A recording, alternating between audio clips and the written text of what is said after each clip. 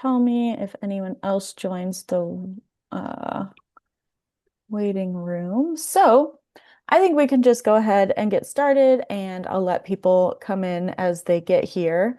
My name's Rachel Pozo. I am the project coordinator at the ASHRAE Foundation, so I am mainly overseeing the North City Photo ID project, and we'll be conducting the training tonight. Sarah, if you want to introduce yourself, please go ahead. Sure. Hi, everyone. My name is Sarah Ruiz. I use she, her pronouns. I'm the executive director of ASHRAE. So I'll be back in the background here, and happy to support Rachel as needed. Great. Hi.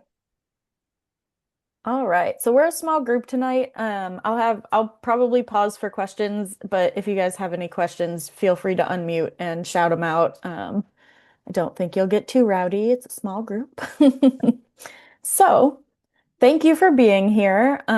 This is my first volunteer training, so please bear with me. And again, Sarah's here to kind of help me out if I get stuck anywhere. Um, so this is the training for the North City Photo ID Project volunteers.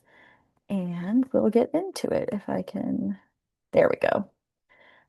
Just an agenda for tonight. We'll do an overview of the ASHRAE Foundation and why photo IDs matter, how our clinic runs, and then we'll kind of get into some of the details of the document process and what it'll look like when you come and volunteer at the clinic. And then we'll talk about some next steps. So, a little bit about the ASHRAE Foundation. It was founded in 2021 and began operations in 2022.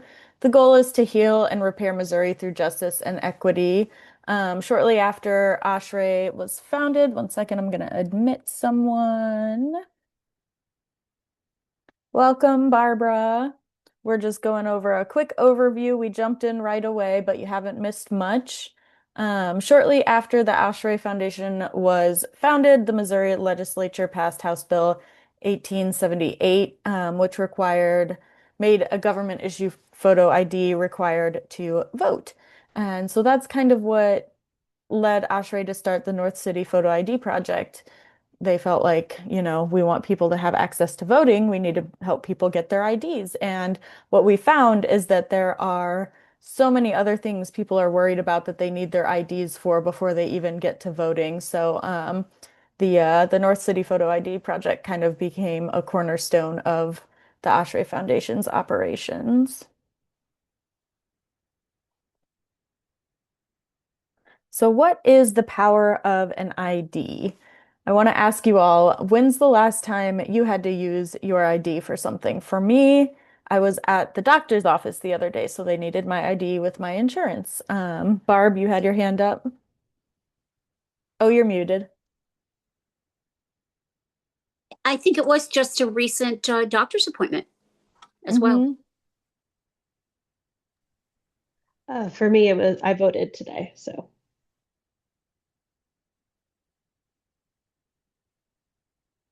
Yeah. Yeah, so to get, access to healthcare, we often need an ID. To vote now in Missouri, we need an ID. Sorry, just checking the chat. A lot of folks who come to us, they need an ID for housing in order to sign a lease. Our number one reason people come in for an ID is because they either are applying for jobs or they got a job and they can't start without their ID. We have people who are trying to open bank accounts and or cash checks, and they can't do that without their ID. So basically, anything and everything you need to do in order to thrive, you need your ID for.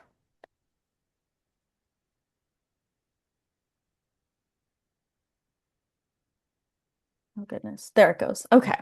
So it's estimated that more than 26 million American adults don't have an ID, and for many, it's nearly impossible to get. This quote right here is from American Identity Crisis by Kat Calvin, which really kind of lays out the hidden crisis of ID access. This is an issue that disproportionately affects folks experiencing poverty, and in Missouri, there's over 700,000 people living in poverty. And most of the people that we see coming through our clinic are in some sort of unstable housing, and are struggling in some way. So this is very relevant to the work that we do.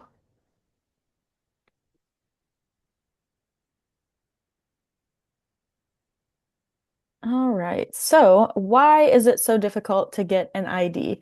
Um, there are a lot of reasons, so I'll go through a few. Burdensome documentation requirements. I think we have all probably been turned away from the DMV because we didn't have everything we needed, or we forgot something, or something we brought was out of date. It's a tricky situation to navigate for everyone. And then, when you're living life in survival mode, that makes it even more difficult. The high financial costs, a non-driver ID in Missouri is $24, which is a pretty big chunk of change when, you're trying to keep a roof over your head. And then there's also the secondary costs of having to take time off of work to go and get your ID, go to the DMV, wait for 2 hours, all of that comes with a cost, or paying for transportation to get to the DMV, which kind of segues into the next point: limited availability of ID services. In the city of St. Louis, there are only 2 license offices serving more than 100,000 people. There's a ton of DMVs in the county, but St. Louis City only there's one on South Kings Highway and one downtown. So those are the most accessible by public transit, and they're still, serving a whole lot of people. And then there's, of course, the confusing patchwork of policies, which again, I'm sure has tripped all of us up at one point or another. I tried to get my real ID last time I renewed my driver's license before I had this job, and I didn't have everything I needed for it. So I still need to upgrade and get my real ID. And then, of course, there's discrimination that can happen at the individual level and at the systemic level, unfortunately. So, some barriers that are more specific to Missouri. We already talked about the voter ID laws that keep a lot of people from being able to vote. According to the Missouri ID Access Coalition, there are, sorry, I got a little ahead of myself. There's a program that allows Missourians to obtain a free ID in order to vote, but it's not always implemented very evenly across license offices. So, there's about 45 or 47% that are implementing it fully, 12% that are aware of the free ID program but not participating, and then all the rest are not aware of the free ID program and not participating or implementing it. So that's, the Missouri legislature took that step to try and make IDs a little more accessible, but it's not being implemented very well at the DMVs. That's a huge barrier, again, because cost is a huge barrier. The folks who are making the rules and regulations lack understanding of the lived reality of a lot of the people who are coming to our ID clinics. And then, of course, there's population-specific barriers to immigrants, trans and non-binary Missourians, unhoused folks, and homebound Missourians. We'll talk a little bit more about that later, too. All right, so the North City Photo ID project. Oops, hold on. Oh, and we got another in the waiting room. I will get her in here real quick. And let's go back. Ooh. Yep, okay, didn't go back. I'm going to exit out and get back to where I need to be. Sorry about that, everybody. All right, and back to the slideshow. Okay. So the North City Photo ID project was launched, like I said, in 2022. Partnership and collaboration are really at the center of what we do. The St. Francis Xavier College Church has been doing this work since, I think, 1993. They're the longest running photo ID assistance program in Missouri, and they really helped Oshray's program get up and running. And we work closely with them, sharing a lot of information, we call them with, complex cases if they've ever, have you ever seen this before? We haven't, and they can help us out. We help them out. There's a lot of collaboration in the photo ID world because it gets very confusing very quickly, and no two people's needs are the same. So it really works best when we work together. Um, and the model that we have is similar to College Church. We have volunteers that come in and work with our guests to provide logistical assistance, make sure the guests understand the process, what documents they need. We help them figure out, what documents do you have? We can supplement some of the documents if they don't have them. Volunteers really help get creative when trying to figure out what we can use to prove identity. And then ASHRAE can provide some assistance with guests experiencing homelessness. And then we give them clear next steps, and we give financial assistance. We give them the checks to pay for both the birth certificates and the photo IDs. Really, the goal is when they leave our doors, they have everything they need and know exactly where they need to go in order to get their documents. So we generally cover the cost of one birth certificate and one photo ID per person per year. We're a little bit flexible with that. Sometimes things happen that are out of people's control, house fires, robbery, whatnot. And then we also provide bus fares so that people can get to from our office to the Vital Records office, to the DMV, and back home. And then something. Oh, sorry, we have a question. Where is the clinic located and what are the hours? Good question. Yes, we are at 3000 Prairie Avenue. It's in North St. Louis in a building called The Hub. There's lots of other organizations that operate out of the building. Yeah, in the Jeff Vanderloo neighborhood, like Sarah put in the chat. Okay. And our clinic runs from 10 to 2 every Thursday. Okay. And then just one last point, that's kind of something at the center of everything we do is dignity for all, which can sound a little trite when we say it or type it out, but really, we survey all of our guests after they come to the clinic. And one of the most common feedback that we get is that people really felt like they were treated well and had a pleasant experience with us and our volunteers, which speaks volumes to our volunteers. And that's just really important to me because I think a lot of people, when they're looking for assistance, kind of get treated like a number and shuffled around, and that's not what we want to do. So I think that is an important point to kind of emphasize, and also just shout out the awesome volunteers who do a really great job.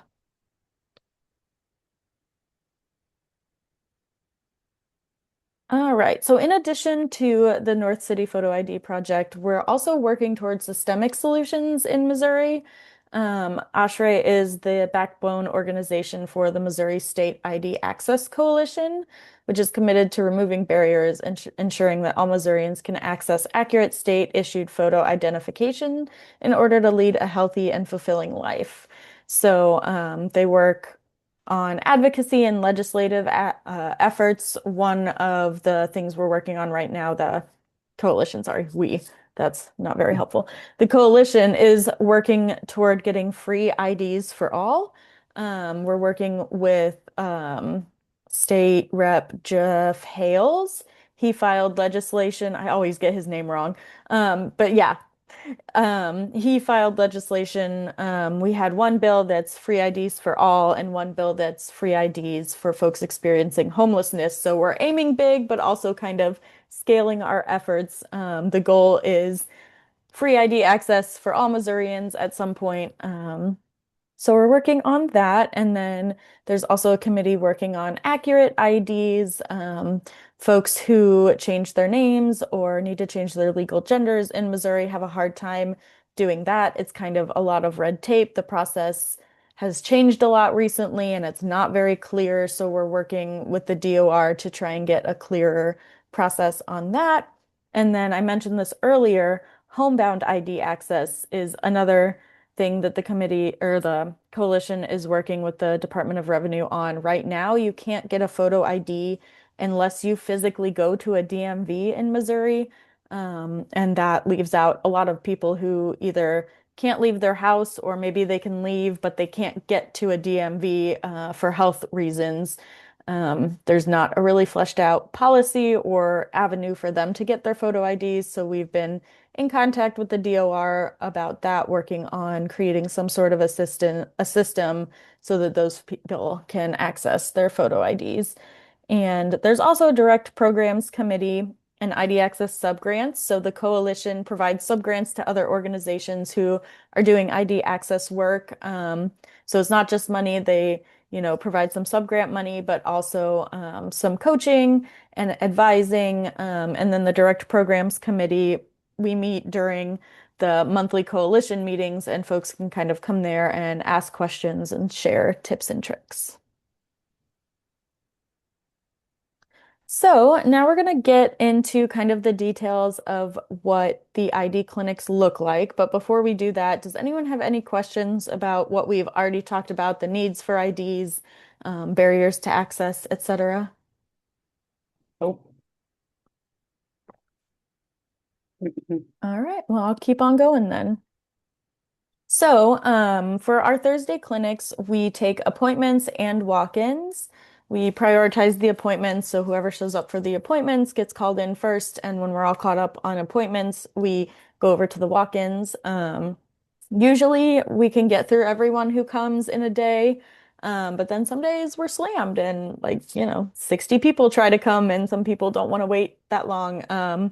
We serve between 40 and 50 people most Thursdays, so we're pretty busy. It ebbs and flows, of course. So when people come in, we have sign-in sheets out in the hallway. They can sign in if they have an appointment, their name's on the paper. If they don't have an appointment, there's a blank walk-in sheet that they sign in. They put their name, what time they got there.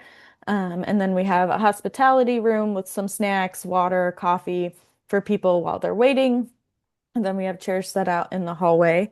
And then the volunteers will come and call them in one by one. So when you come and you're working the photo ID clinic, you'll work one-on-one with a particular guest or a particular family.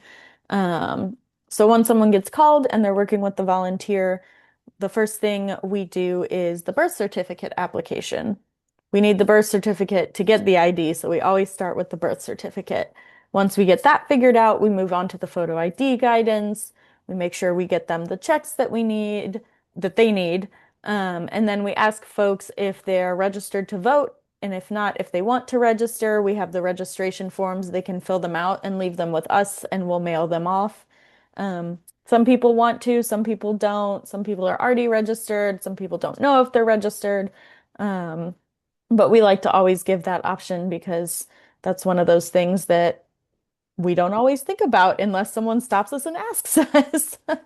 And then we give them kind of next steps. We make sure they have the addresses of the offices they need to go to, and so that when they leave, again, they're confident and know exactly where to go to get what they need.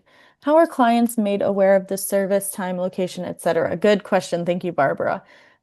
We have a lot of caseworkers and social workers that bring folks from their organizations, places like Places for People, Preferred Family Health Care, lots of different places. And then we also get a lot of folks coming through word of mouth. They say, oh, my friend told me, or my brother was here last week, etc. We put our information out there a lot, but a lot of people, I think, they either Google it or a friend tells them or their caseworker brings them. And then when you volunteer for the first time, are you with someone to help you? Yes, absolutely. You'll see when you register to sign up in our volunteer platform Point, you can sign up for a shadow shift. So that means you'll sit at a table with a volunteer and you'll just kind of shadow and you'll learn and you'll listen, and that volunteer will talk you through everything. What I like to have people do, shadow at least twice before you take a shift on your own. You can shadow 5 times if you want. You can do whatever is comfortable to you. And then most volunteers, when they have someone shadowing, they'll have the shadow volunteer, after observing for a while, take a guest and go through everything with the volunteer there to support them until they feel confident.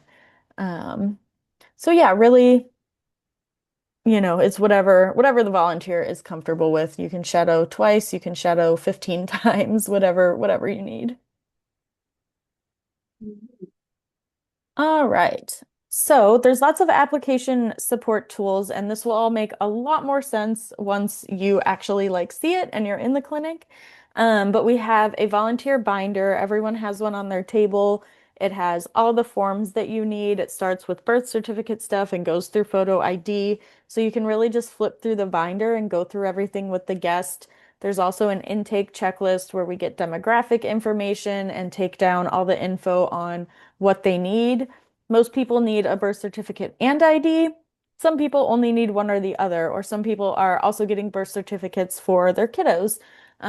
So that's really helpful, not only for us to gather data, but it's helpful for the volunteer to make sure they ask all the questions and record everything that we need.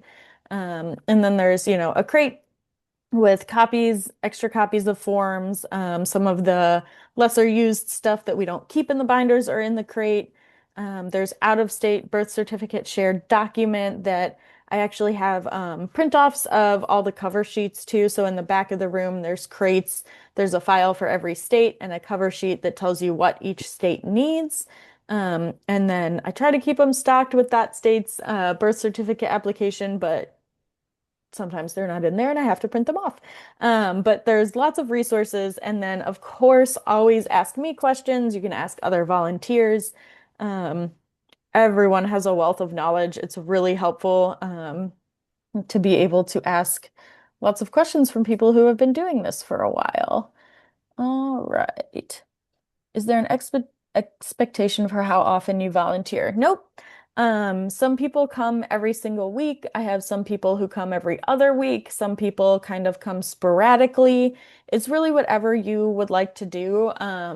How the sign up works in Point, we have 8 shifts for each, or 8 spots for each shift. So there's a 10 to 12 shift and a 12 to 2 shift on Thursdays, and there's 8 spots for each. So all I ask is that if you sign up for a shift, you come to that shift. Obviously, sometimes things are going to come up, you're going to get sick, whatever. Just let me know, and if that's the case, we'll cancel you, and that's okay.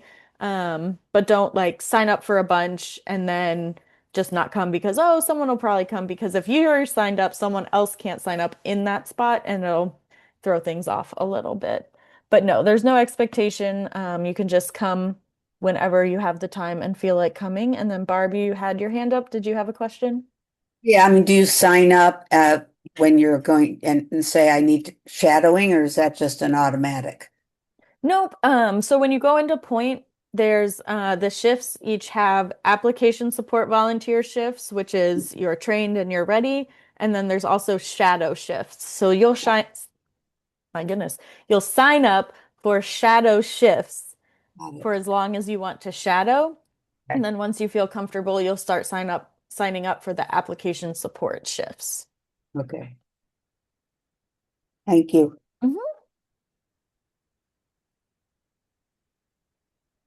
All right. A few notes on guest interactions.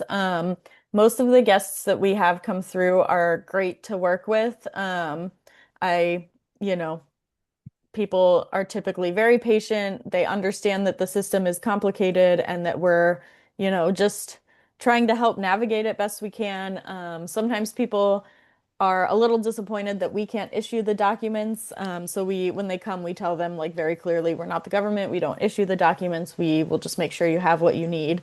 Um, but again, kind of going back to that point I made earlier about treating people with dignity, respect, empathy, and patience are key. People are often not coming to us on their best days. Sometimes folks struggle to answer our questions, or, you can tell they're very emotional and they need to vent a little bit about what they've been going through that's gotten to them to this point, things like that. It can be easy to get into business mode and just want to get through it and ask all the questions and get them their stuff, but it's much better to just kind of relax, take it slow, allow the guest to kind of lead the interaction in that way. And then the flip side of that is let me know if you ever need assistance with somebody. Very rarely does anyone get rude or disrespectful. I think I've, really not seen that at all. But sometimes people just get a little huffy about the fact that we can't produce the documents or that it's going to be a long wait or this or that or the other. If you're ever uncomfortable, come to me. I can always, talk to the guest. You never have to be the bad guy if they're asking for something we can't do or anything like that. I'm there to support you all. But like I said, this really is never an issue. I just want to make that clear though. If you're ever feeling anything uncomfortable, you can come to me and I'll deal with it.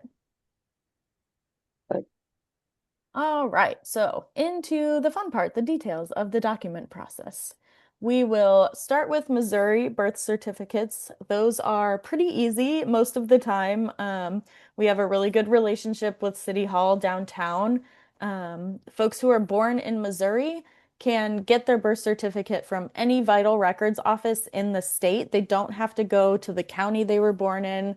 Most of the folks that come to us, they go downtown to St. Louis City Hall Vital Records because it's very close. And like I said, we have a good relationship with them. Anyone can go to the county office, which is up in Berkeley. So some folks do prefer to go up to the county office if they're closer to that. But yeah, they don't have to be born in St. Louis to go to St. Louis City Hall, which is very helpful. They were born in Missouri, they can go to St. Louis City Hall. And in order to get their birth certificate, they need to prove their identity, bring a filled out application, and bring payment. So when your guest comes to you and you're at the volunteer table, you'll go through the application with them and fill everything out. Oh, sorry if that was loud. So you'll fill out the application with them and then talk them through what documents they need. This is the part that gets a little tricky. Sometimes, if they have a photo ID, great, that's all they need. Most people coming to us don't have a photo ID yet, so they need two documents with their name on it, and I'll get into that a little more in just a second. And then the payment, we have checks that are pre-written that we just give to folks when we know what office they're going to. So this is what the application looks like for the St. Louis City birth certificate. If someone's going to request it from the city, which probably 90% of our people do, this is the document you'll fill out with them. So it'll be their information and then the information on the birth certificate that they're requesting. Most of the time it's their own. Sometimes it's for one of their kids or maybe for their brother, something like that. So we need their full name at birth, their place of birth, date of birth, mother's maiden name, and father's name. Sometimes folks aren't sure if their father is on the birth certificate or they're not sure if their mother used the maiden name or the married name. City Hall, again, is pretty flexible. If they're not sure about something, we either kind of take their best guess or we say, leave it blank and fill it in when you get there, because the folks at City Hall will kind of work with them to figure out, like, oh, this is what we need. You're missing your father's name. Can you write that on the application? And then they can fill it in if they're not sure who was on there or something like that. Again, the city vital records office is pretty flexible. And so the documents that they'll need if they don't have a photo ID when they go to get their birth certificate is really anything we say kind of official with their name on it. So this is not an exhaustive list, but this is some of the most common things we see. A piece of mail from a government agency or a utility company that has the person's name on it, medical bill, bank statements, W-2 pay stub, Cash App card, all these sorts of things, insurance card. If they don't have anything like this, or maybe they only have one thing, we have a verification letter that we can provide that basically says Ashray is working with so and so to obtain their birth certificate. We sign it and send that with them, and that can be really helpful to get the Missouri birth certificate. Who can apply for a Missouri birth certificate? Immediate family members, official representatives, authorized agents, parents listed on the birth certificate, legal guardian, foster parent, and step parents. For legal guardian, foster parent, step parent, there might be a little extra step they need to prove that they are entitled to the record. But parents listed on the birth certificate or immediate family members all they need is their ID or those two pieces of documentation. Other considerations, sometimes we have folks come through that need to correct their birth certificates. Sometimes, maybe their name is misspelled or the wrong. I had one recently where the mother listed on the birth certificate was just a completely different name from the actual mother. I don't know how that happened. They don't know how it happened.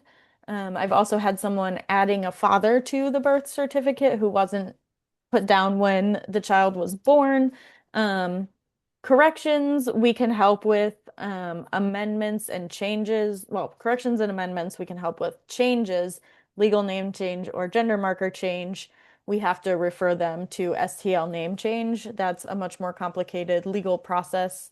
So if you have someone who needs to correct their birth certificate, come and let me know. I'll look up the forms and kind of talk you through it. And then there is a program that we have with the City of St. Louis. They will provide a free birth certificate, again, for voting, kind of like the free ID to vote. And this is if someone meets the qualifications, which they have to be 18 or older, they can't be on probation or parole, they can't have a valid photo ID already, and they can't have any felonies related to voter fraud. So if they meet all those qualifications, we have a stamp that we stamp their application with, and that, the city knows that we know the requirements and they honor that. Okay, out-of-state birth certificates. That's where it gets really fun.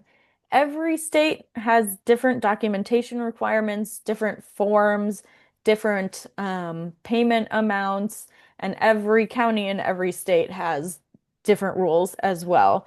So this is where that document I talked about earlier really comes in handy. We typically do mail-in applications for out-of-state birth certificates, and we like to start local, look at the city or county level, and if that's not feasible, we'll do the state level. There's a few states that we know pretty well that we'll just jump straight to the state level. But, all in all, it takes a little research to find out, excuse me, which avenue is best. So usually what you'll do, you can check the crates in the back, look at the cover sheet for whatever state the person was born in and go through with them. Okay, these are the documents you need. Do you have any of these? If they do, great. Come tell me. I'll print off the application and you guys can get started with it. If they don't have anything, again, come tell me. Sometimes states will allow me to apply on someone's behalf, like a service provider. I can be the applicant on the birth certificate. And then I'll send my ID and business card. Some states don't allow that. So again, those cover sheets or that document that we have will kind of tell us what our options are. Sometimes we need to notarize. I'm a notary. A few of our other volunteers are notaries. If any of you are notaries, let me know when you come to volunteer. We might have you notarize some things if you're comfortable. And then once you fill out the application and have the documents that the person needs, you'll just leave it in a folder by my desk, and then I'll take care of the check and mailing it out. Processing time varies by state. We usually follow up if we haven't received the birth certificate within 8 weeks. Sometimes the offices, if they reject the applications, they don't necessarily let us know until we call and ask. Some states, the mailing address has to be the same as the address on the ID. Some states, that's not the case. And then when in doubt, we can always call the Vital Records office. In my experience, it's been really easy to get someone on the phone at the county and city level. If we're going through the state, it's kind of hit or miss on whether or not we'll actually be able to talk to someone right then and there, but they usually will get back to you within a day or two. So if you ever need me to call someone, let me know. I can give that a shot. I was on hold with Puerto Rico for like an hour last week and they just never answered the phone, but usually we can get through to someone. All right, this is an example of like those cover sheets I was talking about. We do a lot of Illinois birth certificates. So if your guest was born in Illinois, you can go to the Illinois file, take out the cover sheet. It might be a little hard for you all to see, but If they don't have a photo ID or passport, there's this column on the right that says they need two of the following, and there's a bunch of options there. So that's what you'll go through with them to see if they have access to any of those things. And then if they don't, that's when you come and see me. We will sometimes do an online application through VitalCheck. We try to use this sparingly because it's a lot more expensive and is only sometimes helpful. So if a person has no documentation or not enough to meet the state's requirement and the state will not allow me to apply on their behalf, that's a time when we'll use VitalCheck. And then sometimes if someone is in a situation where they're really desperate and they need the birth certificate as quick as possible, then sometimes we'll use VitalCheck as well because it is quicker. But again, it's typically 3 times more expensive than just a regular mail-in application. And the way it works is it's a third party. You're not actually going through the government office. And you give them all the information that's on the birth certificate, and then sometimes it'll ask verification questions to verify the person's ID. Other times it will require you to upload proof of ID, like pictures of documentation. So if that's the case, it's not helpful for folks who don't have much documentation. Sometimes, though, it'll let you just answer those verification letter questions and not have to provide any documentation, which can be very helpful.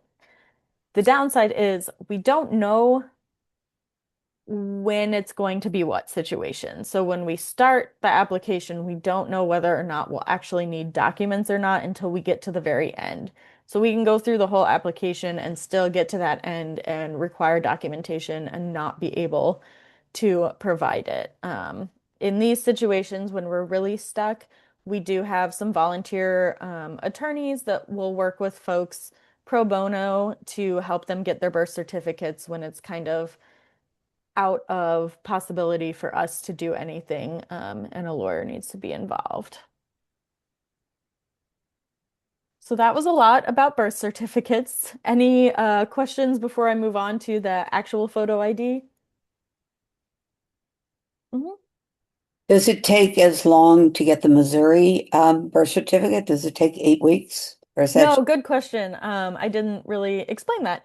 When they go to a vital records office, if they go to the city downtown, if they go to the county in Berkeley, or if they go, St. Charles, Jefferson County, wherever they go, they'll get it right then and there. So they'll okay, bring the application and the payment. They'll probably have to wait a little while, but they'll print off and I don't know, great. they use like an embosser, I think, to Oh, have the seal put on it. So that'll be their certified copy of the birth certificate.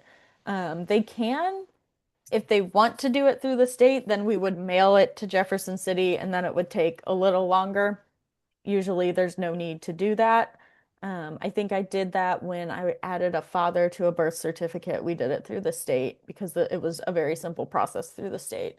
But just to get the birth certificate, most people, they'll just go in person and they'll get it right then and there. great. Thank you. Mhm. All right. So once a person has their birth certificate, they can go and get their photo ID most of the time.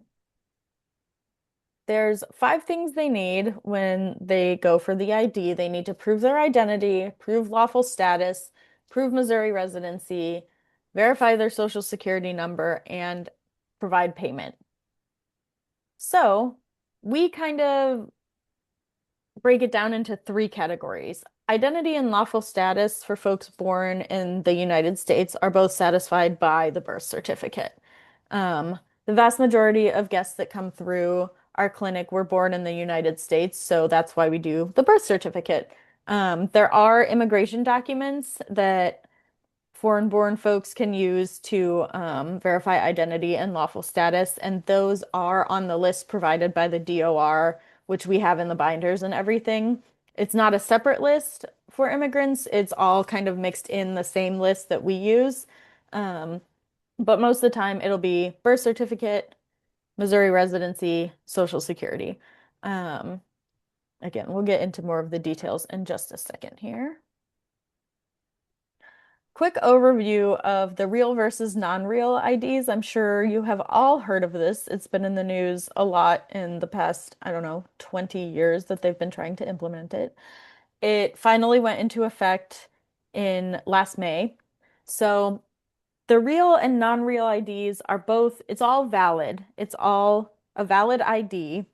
The big difference is if you want to fly, you need a real ID. If you want to enter a military base, you need a real ID. And then some federal facilities require a real ID to enter. The vast majority of folks can do everything they need to do with a non-real ID. And so the real ID requires a little bit of extra documentation. So if it's a struggle for someone to provide that documentation, we just have them go the non-real ID route, and they can always upgrade that to a real ID once they are in a more settled spot and can have those extra documents. The good thing is there's no cost difference between the two. So sometimes folks come to us and they say, "Oh, I think I have this at home, but I'm not sure." And so we can give them the check and say, "Okay, great. If you find what you need, get the real ID. If you don't, you have enough to get the non-real." Um, and then if they are getting the real ID, they will need to show their social security number. The non-real ID, again, is more accessible to a lot of people, and they can always come back to our clinic and upgrade to the real ID if they would like to. And this is the same for driver's licenses. There's the non-real and the real. And then a quick note for clarification too, we help with non-driver IDs. So driver's licenses are a little more expensive, and then of course the people have to take the test and pass the driver's test and all of that. Sometimes when folks come in and they want to get a driver's license, we'll ask them, if they have $9 cash to pay us the difference, we'll cut them a check for 33 to get the driver's license. But we mainly cover the non-driver IDs. Okay. And these lists on the right here, that's what I was talking about, where you can see, you might not be able to see it, it's really small, but when you're in person, it has the immigration documents listed that will supplement, or not supplement, that will replace the birth certificate to establish identity and lawful presence. I'm gonna go back just real quick. The Social Security thing is a little bit sticky, so everyone needs the birth certificate or proof of lawful status and identity. Everyone needs that. Everyone doesn't need to show their Social Security number. If the guest has had a valid Missouri ID at some point in the last 10 years, they will only need to recite their Social Security number when they go for their ID. If it's their first time getting an ID in Missouri or they haven't had one in over 10 years, that's when they'll need to actually show the Social Security card or W-2 or pay stub with the full Social Security number. And that gets a little sticky sometimes, and I'll talk about that a little more later. And all of this, I should have said this at the beginning. All of this is information that you'll have in the binder when you come and volunteer. You don't need to be like writing any of this down, memorizing it right now. It's a lot, so don't let that intimidate you because it gets way easier once you're actually doing it. It makes a lot more sense. I talked about the free ID to vote a little bit earlier. Every Missouri resident is entitled to one free state ID in their lifetime if they are 18 and older, not on probation or parole, and have never had a felony conviction related to voter fraud. But this is the program that is not always implemented very well at the various DMVs. And if a person wants to get the free ID, they have to go and say, "I'm here for my free ID to vote." It's like the magic words that they have to use. And again, it doesn't always work out how it's supposed to. When in doubt, we just send them with a check because I'd rather someone pay for the ID than go try to get their free ID and be turned away and have to come all the way back to us and go all the way back to the DMV. I do think the system is getting better. We spoke to the DOR a few months ago, and they had a new training program regarding the free ID. So we're hoping we'll see more consistent implementation and more clerks being aware of the program, but we'll see kind of how that goes. We'll keep an eye on that. We do have like a flyer and more information about it for guests who are interested. But most of the time, we just default to providing the check so that if the person goes somewhere where the free ID to vote isn't really being implemented well, they don't have to go, come back, do everything again. Here's just a little slide about prices. Again, you don't need to burn this into your brain right now, but $24 is the cost for a non-driver ID. Same cost for real or non-real. Most of the IDs we cover are that $24 cost. If they're upgrading from a non-real to a real ID, then it's a little different. It's $18, and then the driver's license is $33, replacement driver's license is $25.50. It gets very confusing very quickly. So when in doubt, just come and ask me and I'll I'll figure out what check your guest needs. I keep the $24 checks in the crate with all the flyers and whatnot, so you can just grab those when you need them. But then if you need an $18 or 33 or 25.50, you'll come to me and ask for that. I don't keep them all in the crate so that people don't grab the wrong ones on accident because I would definitely do that. And so I just keep them with me where it's a little easier or a little harder to mix them up, unless I mix them up, of course. Okay, this is a huge tool for helping unhoused folks get their photo IDs. The biggest barrier, well, I shouldn't say biggest, one of the biggest barriers for them can be proving Missouri residency. If you're living on the street, if you're in a shelter, if you're couch surfing, if you're staying with a friend, you don't necessarily have a utility bill or something like that coming in your name to a Missouri address. So the Missouri ID Access Coalition worked with the DOR to develop and implement. It's called Form 5862. And what it is basically a verification and attestation that the guest is homeless under Missouri statute, which there's lots of definitions, but the one that we kind of default to is an individual or family who lacks a fixed, regular, and adequate nighttime residence. So to me, that means anyone who has an unstable nighttime residence. You know, if you're couch surfing or if you're just staying with someone and you're not on the lease and could get kicked out at any time, if you're on the street, if you're in a shelter, anything like that, I would say is lacking fixed, regular, adequate nighttime residence. Um, so for folks who don't have proof of residence, if they are okay signing this form, they sign it and then we sign it as the service provider, and it allows them to use our address. So when they go to the DMV, they'll use this form and then our address will get put on their ID and their ID will be mailed to us. So they'll have to come back to us to pick it up. They can only get a non-driver, non-real ID if they use this form, but again, it's a good starting place for folks who are struggling to produce documentation. They can start with the 5862, and then when they're in a place where they're getting some mail in their name and they have a solid address they can use, they can always change it on their ID, and we can help them do that if they want to. So that was all of the photo ID stuff, which again was just a lot of words. Any questions about that so far? All right, we are nearing the end. Thank you for hanging with me. I know it's a lot. A quick note on the Social Security card replacements. Some folks, when they come to us, if they've never had a Missouri ID before, that's the case for a lot of the younger people who come in, or people who have just moved here, or sometimes folks who have been recently incarcerated, have maybe not had an ID in the past 10 years. If they need to show that Social Security card, it can be a bit tough to get the replacement card without a photo ID. So we have information that we give them. There's some supplemental documents that they can bring with them to prove identity and get the replacement card. Things like a medical record with a wet signature, a school ID, a work ID. There's a few things on the list. Most folks will have to actually make an appointment to go in person to the Social Security office to request their replacement card that then gets mailed to them. So it can take a while. Usually we tell people, here's what you need to do, here's what you'll need to get. go and get your appointment made, get your documents, and then call us, make another appointment to come back and get the check for the ID because we don't want to give it to them too soon and then have the check expire before they get their social.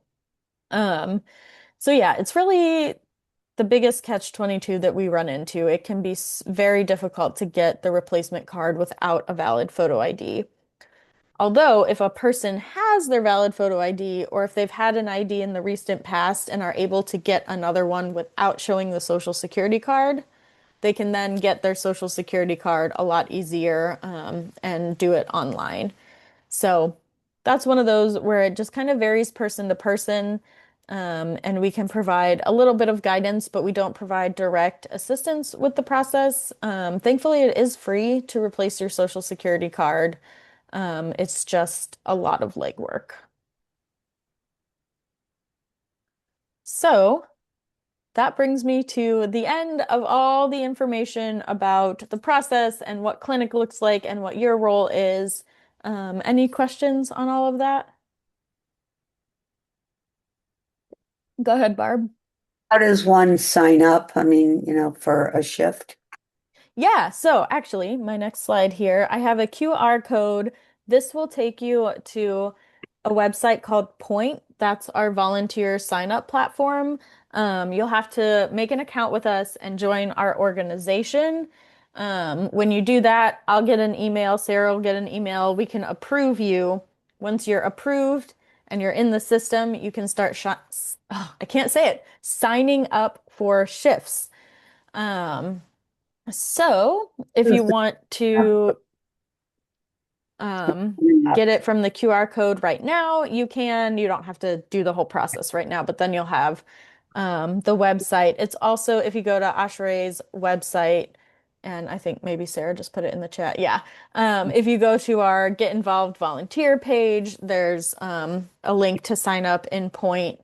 And what you'll be looking for once you're in is the North City Photo ID project. And then, like I said, there's application support spots. That's for when you're trained and you're ready. And then there's shadow shifts. So when you want to come and you want to shadow and sit with another volunteer, that's what you'll sign up to do. And if you have any trouble signing up, or you're not sure if you did it right, or you're not sure we've got you in the system, just reach out to me. I can help out with that.